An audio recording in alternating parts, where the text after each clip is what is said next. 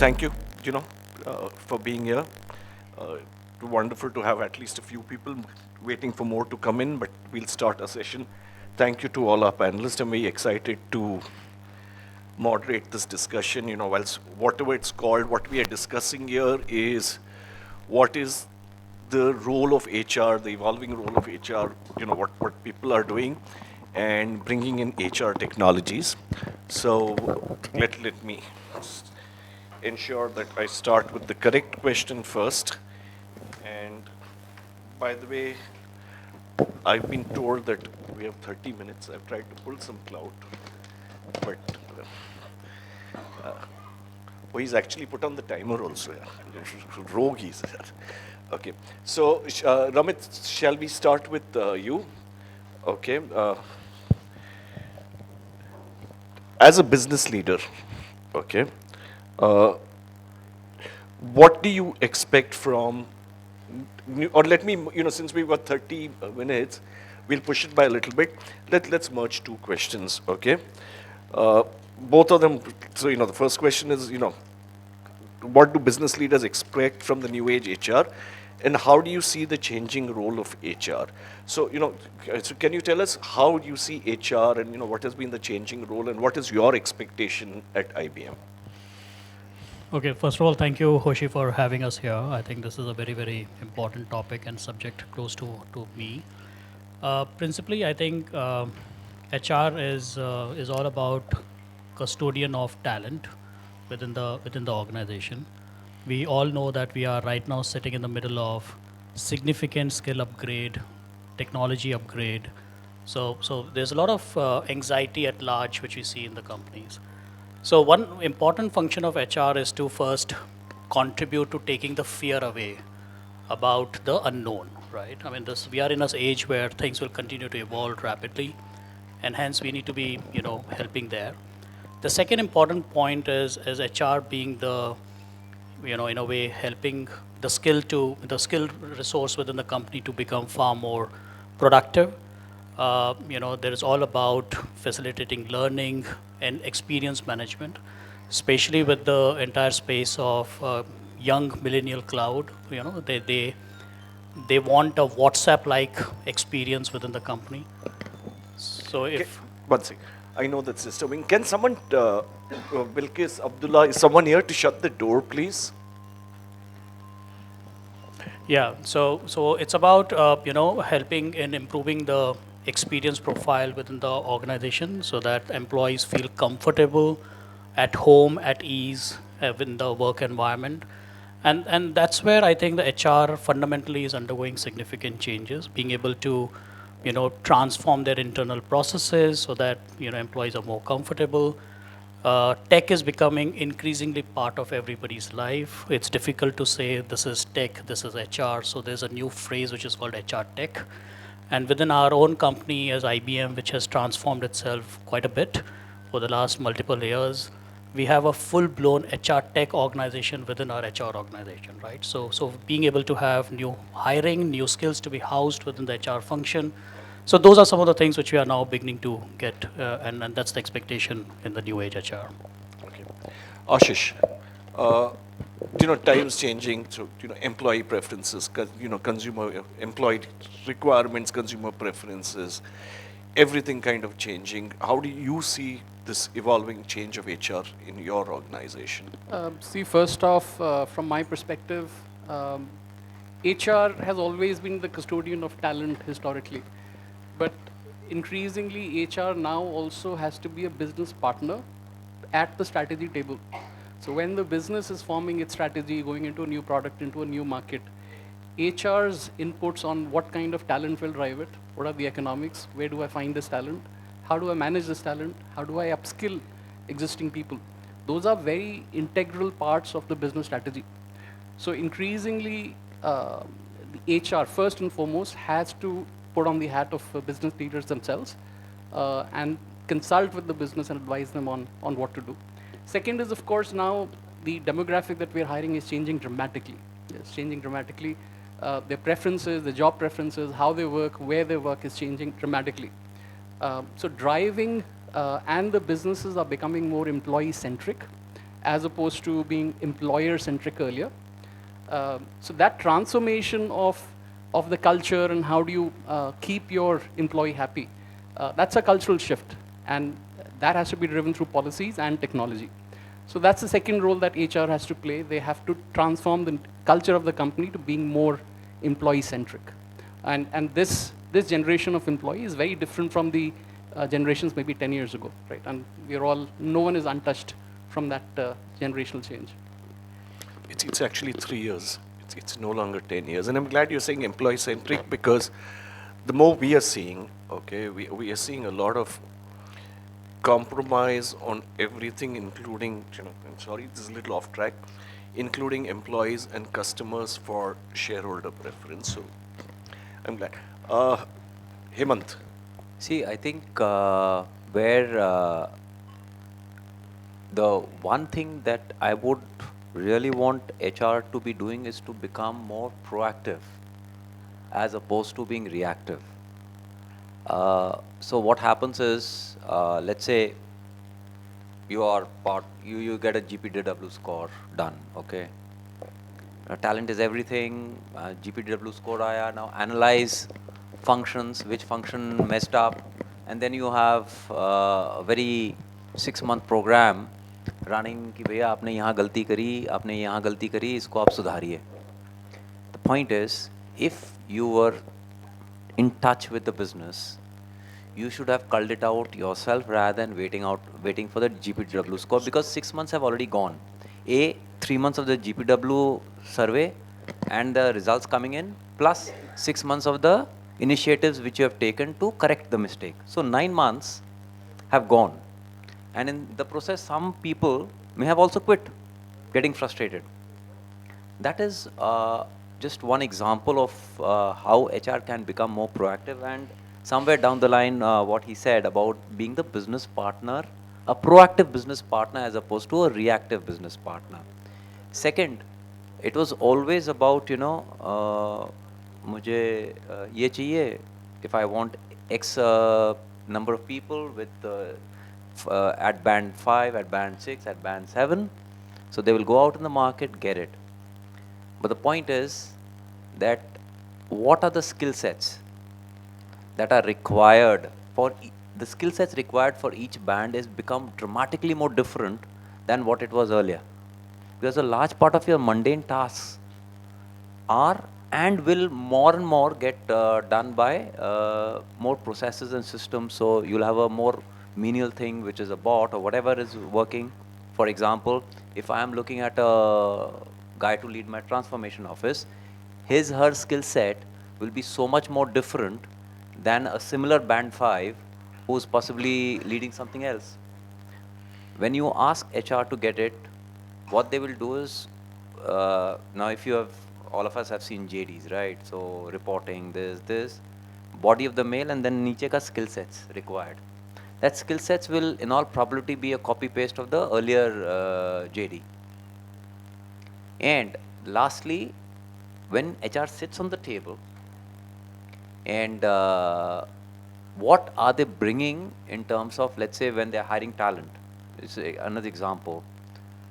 Are they measuring the skill sets that are required as opposed to what is truly there? Is he or she who's being interviewed, is he or she being a business partner? Thank you. I just had a follow-up question because you mentioned the GPTW scores, but don't traditionally HR departments do other internal surveys and have a feedback, let's say an ESAT survey or some sort of feedback mechanisms, and with technology it's become simpler to do it. Yeah. So you're absolutely right, Hoshie. I have seen in my life what they call a dipstick survey. Okay. So they do these internal surveys, they do dipstick surveys, but then that also, what I have seen, okay, and these are all experiential.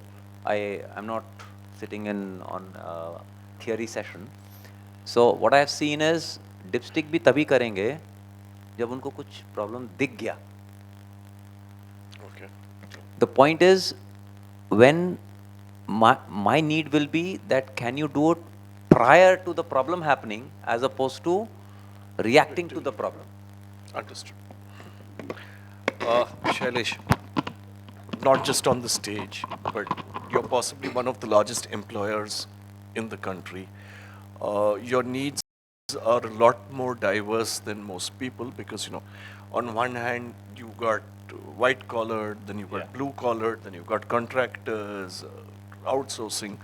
So being from one of the largest corporations, what do you expect? You've been an HR leader.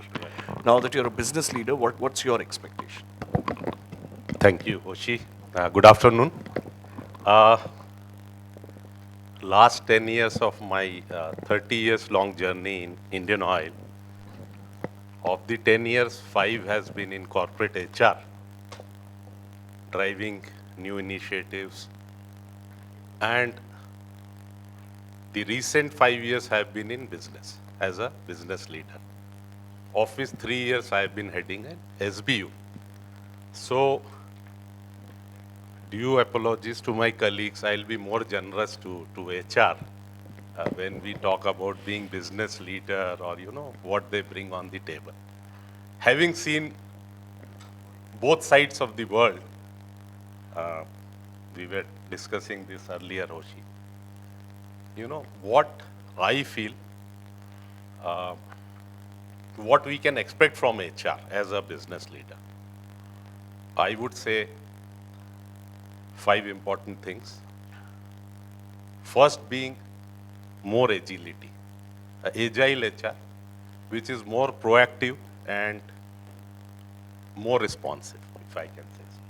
And that would come only if we have data-driven insights. So agility is one.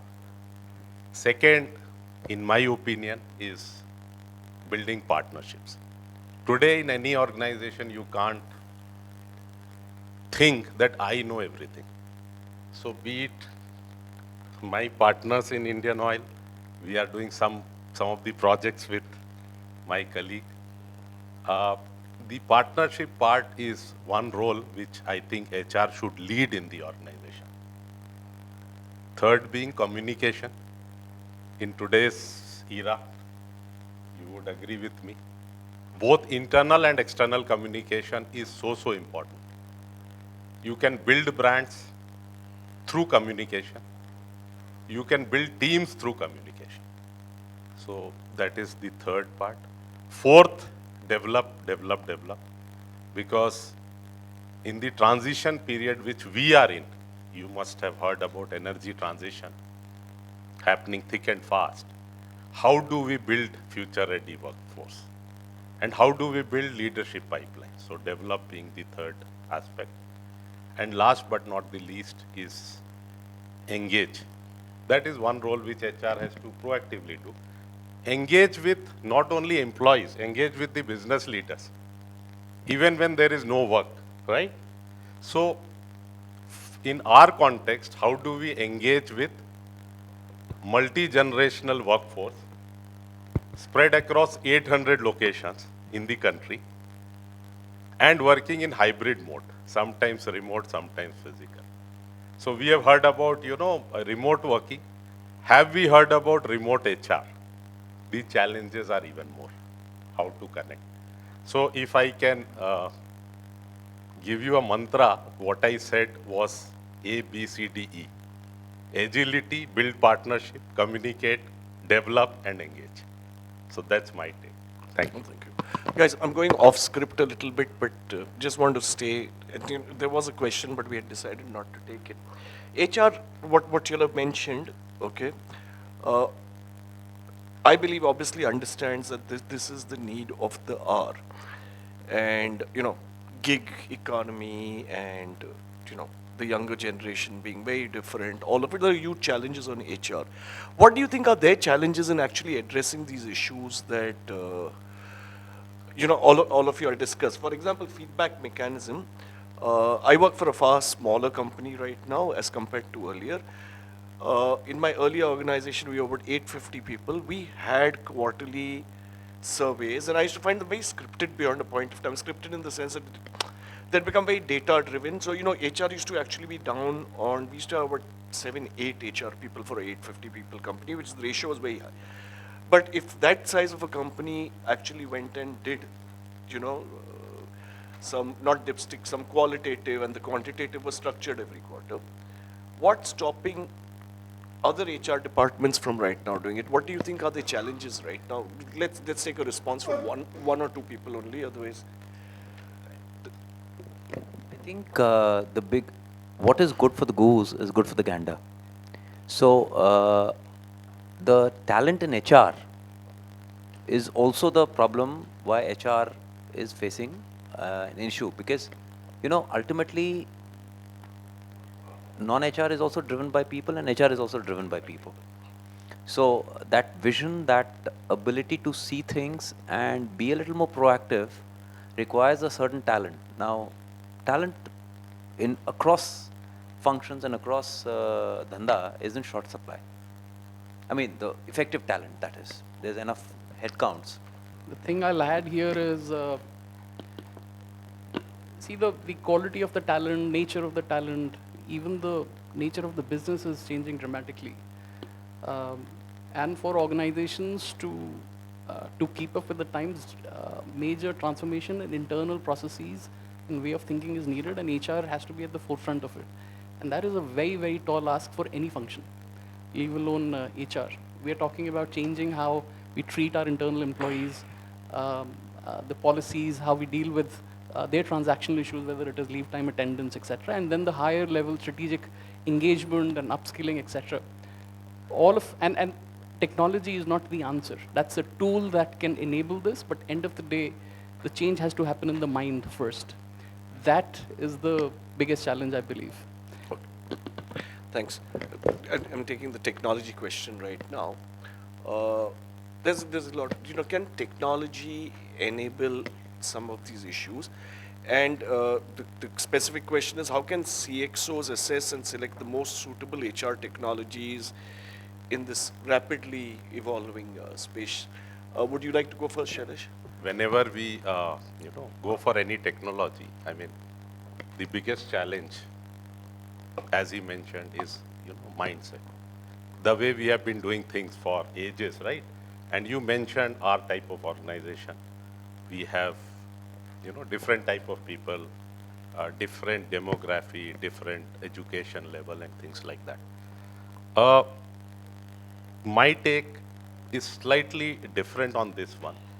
When we select any technology, we have to keep in mind what is the outcome we expect from the technology, rather than just taking the shopping bag and going for technology. So what is the outcome? So outcome becomes important. The adoption part becomes even more important. How do we adopt that technology in our type of setup? So as they say, the culture kills strategy for breakfast. So the culture part has to come in when we think about adoption, even before we buy the technology. So that is the second. And third, our obsession with this ROI has to go. When we look at HR technology, is what I think, because I have been in HR side as well. Most of the business leaders are here. There's something called ROV, as we know, a return on value. Has this technology created the right type of culture shift in the organization? I'll give you one example. When we were looking for a e-learning platform, and thankfully it came in 2019-20, just before COVID. The idea was multiple location and how do we train this large set of manpower, 30,000 plus, right? So even our training is at different level at different places. So we got this e-learning platform called Swadhyay. It came at the right time. Then the COVID stuck.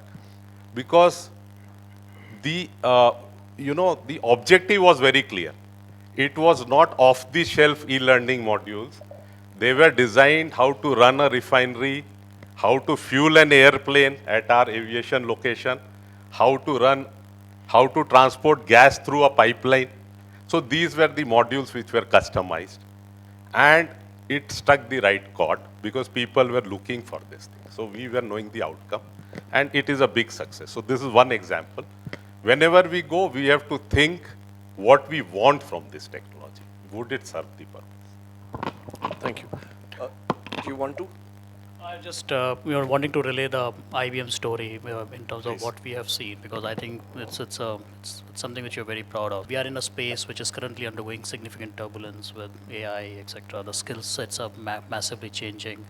Our operations are not from our operation offices. We work from client premises, etc., etc. So some of the conversations you had about how do you deliver the same employee experience to a person who's sitting in a cement factory versus in the corporate office, let's say in Bangalore. That was a significant part of the journey, right? So we undertook a very large transformation. We call that as a client zero story. We have fundamentally, and I'll not go through the learning scars, etc., what we have done, but we have completely redone our HR model. Okay, so we have started saying that in IBM, your first port of call for HR related issues is your people manager, the person you're reporting to. You don't go to the HR manager first, you go to the people manager first. And we have created a lot of tech solutions, which I think you were referring to, remote HR, so that there is single experience to wherever you are, right? So we launched something called Ask HR, which is our own in-house tool, which has been plumbed with almost like 1,000, 1,200 intents over the last few years. And it's now moving from a simple Q&A chatbot to agentic AI. Essentially what it does is it's an individual personal assistant for everybody. So if let's say I as an IBMer, and I've got almost like 150 people reporting to me through various levels, I want to transfer one employee to another person, right? It used to take almost 3 weeks in IBM because we are very prudent on our cost. So we want the employee to be, parked to the right cost center. Half the time we wouldn't know what the cost center is. We'll interact with the business finance, etc. It used to take a lot of time. Now what I do is I simply go to my digital assistant, which is Ask HR. It will recognize me through my credentials. It will then, I'll just say that I need to transfer, let's say A to B. I just do that on the system. It, at my request, logs into various systems and subsystems. So it will log into our success factor backend, it will log into our business finance system, into our SAP system, and do all that execution without me logging into those systems. So essentially, coming to the HR tech, what we have essentially created is a experience layer on top of the fundamental application layer, so that this experience layer has all the policies, processes documented for IBM process, and we are a global company. So it's contextualized to individual governance environments, and it's able to do that very well. While we did that, we have gone on record saying that we have saved almost 40% of our HR cost, okay, because of bringing in efficiencies. In the last year, which we published, almost 10 million interactions were contained on Ask HR, which means the queries as well as the actions to be done, there were almost 10 million we did in the last year. And our adoption rate at a manager level is 95%. So it's taken a lot of time. We measure success by employee satisfaction, NPS. And our global CHRO, Nickel, has gone on record in saying that when we started this, our employee sat plummeted. And you can imagine the scare for a skill-oriented company like us. If employee sat goes away, job market is ripe, we would have lost a lot of talent pool. But I think the leadership, focus that we have to get it over the hump, we'll get there. I think that's the journey which we have gone through. And now this is available for a lot of our clients to deploy. But that's the journey which we have gone through. I thought I'll just elaborate that. You said 10 million interactions on Ask HR in a 250,000 people company. In a year. So average is 40 interactions per employee. Contained. It's successfully contained, delivered. The interactions will be higher, but that's what happens. Thanks. Would you like to go, Ashish?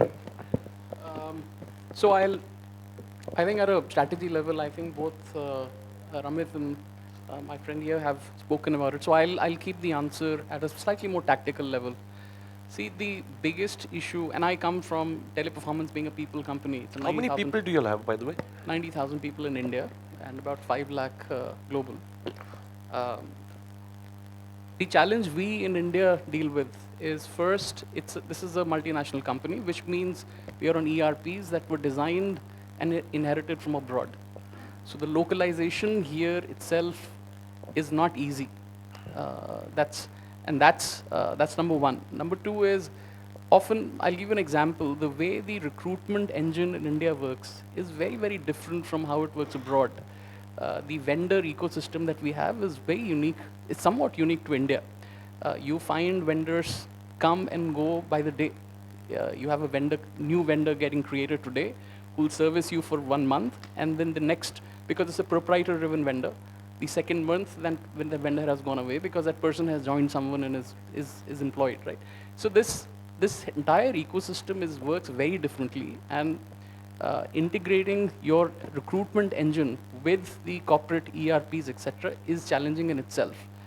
And while you do that, the critical thing is your employee experience and your candidate experience has to be seamless. So I feel for India, the tech challenges, HR tech selection has to be one. First criteria, of course, is integration with your ERPs that you've inherited. Second is the ability to create experiences that are very local. Our workforce is different. Our needs are different. So ability to create custom workflows, custom experiences, dealing with the customized ecosystem, whether it is recruitment or whether it is in upskilling, etc. That's the second thing. And of course, the measurement here would be the employee experience, the NPS, and of course, being Indians, cost per payslip is also important. Wonderful. Hemant. Thank you. See, for me, I think ultimately, whatever you put into the tech has to come at an outcome. I mean, there has to be an outcome, which basically brings to me two things. One, ease of the person who's using it, which is people. They must be happy using it. And B, the analytics around that data. There must be some outcome around that. For me, at least from my perspective, I think there are two things. So, A, how good how adaptable is the system for the needs of the people? And B, can I use that data to get whatever analytics I'm looking for? I mean, and it'll differ from industry to industry. Like for me, it's 5 to 6% of my cost. So my need will be different as opposed to possibly his need, where the people cost is huge in terms of your cost structure. So, and the lastly, I think in every, and I'm also, by the way, so I'm also a guilty CFO, where I would, in my good old days, I would say, okay, ROI dikhao. Okay? And I've made that transition. Believe me, the day I wore, and this was maybe a decade and a half ago, when I also became the CIO. Okay? So the half part of my brain was gray, and the other half was a little more GUI based. That is when I realized ROI dikha sakte hain, but there are ways to show that ROI, and which can be a little more GUI. It need not be very hard. So that's when I made that transition from being just a gray matter to a little more softer thing. So everything need not be ROI based. So we're out of time here, but I can't see Bilkis and her hitman sitting on the right. They aren't there. So I'm going to actually open the floor to questions, and if we don't have questions from the floor, I have one question. So we'll take either of them. Okay, so since Bilkis and Abdullah are still not in the room, I will. We spoke about ROI, and there was one. So let's not talk about ROI, but let's talk about, and very quick response, because after the timer ran out in speed, the bus was to blow up. The timer's already run out here. We don't know how much time we have. But how do you then measure the effectiveness of HR tech solutions here? So for me, as I said, the biggest will be two things. One are my people, and this is not just the HR function, but people in general in the company happy using HR. Okay, and that can come through surveys, as you said, multiple surveys, be it Dipstick or GPW or whatever. Second, whatever I want as a business leader, can that system give me without too much of manipulation or someone calling up someone, bhaiya ye record se batao, is everything available at the drop of a hat? If these two questions are answered, I think the system has paid for itself. Ashish?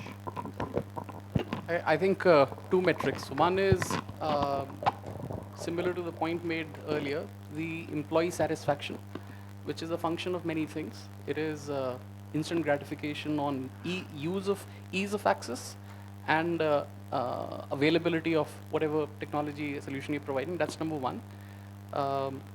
Number two is see the HR analytics. I'll say HR analytics, but I want to put in a nuance here. Most India corporates that I have seen, HR analytics really is not about insights. It is really about transactional production data being put into reports. But now times are changing, and we now have technology. I know there are corporates in India which are using HR analytics to really draw insights about what their employees are thinking, how they're feeling. That component will become increasingly more important. And I feel it's undersold, in my opinion, to be honest, in the industry. So I would say that is one very important component that will become increasingly important. So I'll just quickly say, in my opinion, the basic metric is experience, the employee NPS. That's what we measure. Second thing which we measure within IBM is how will you recommend IBM as a place to work? Because we focus a lot on peer hiring, and that's how we strive as a skill-based organization. I'll put it that way. A man asked a gardener, why your plants or flowers grew so beautifully? And he said, I don't force them to grow. I just remove what stops them. So the point here I want to make is are we solving a problem? I mean, if this response time improves, if my number of people, as you said, white collar reduces by bringing in a technology, it should not become just a fad which I am buying. What do I get out of it? What is the business problem I am solving? And that can be very easily measured. So ROI, my good friend CFO, has transformed from ROI to more value proposition. I mean, that is what HR tech is all about. Thank you. Thank you very much, folks. I'm sure they'll be available for some time if you'll have any questions. Thank you. Thank you.